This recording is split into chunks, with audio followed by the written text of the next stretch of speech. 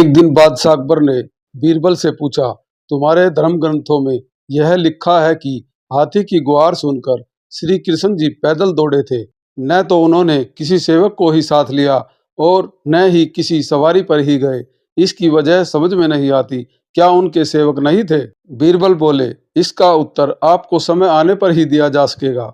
कुछ दिन बीतने पर एक दिन बीरबल ने एक नौकर को, जो शहजादे को इधर उधर घुमाने ले जाता था, उसे एक मोम की बनी मूर्ति दी, जिसकी शक्ल बादशाह के पोते से मिलती थी। मूर्ति अच्छी तरह गहने कपड़ों से सजी होने के कारण दूर से दिखने में बिल्कुल शहजादा जैसी लगती थी। बीरबल ने नौकर को अच्छी तरह समझा दिया कि उसे क्या करना है। जिस तरह तुम रोज बादशाह के पोते को लेकर उनके सामने जाते हो, ठीक उसी तरह आज मूर्ति को लेकर जाना और बाग में जलाशय के पास फिसल जाने के बहाना कर गिर पड़ना। तुम सावधानी से जमीन पर गिरना, लेकिन मूर्ति पानी में अवश्य गिरनी चाहिए।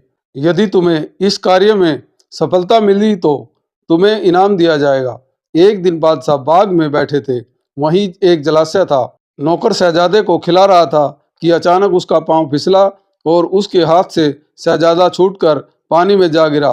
बादशाह यह देखकर बुरी तरह घबरा गए और जलाशय की तरफ लपके। कुछ देर बाद मोम की मूर्ति को लिए पानी से बाहर निकले। बीरबल भी उस वक्त वहां उपस्थित थे। वे बोले, जापना, आपके पास सेवक और कनीजों की फौज है, फिर आप स्वयं और वह भी नंगे पांव अपने पोते के लिए क्यों दौड़ पड़े?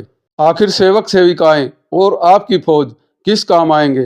बादशाह बीरबल का चेहरा देखने लगे।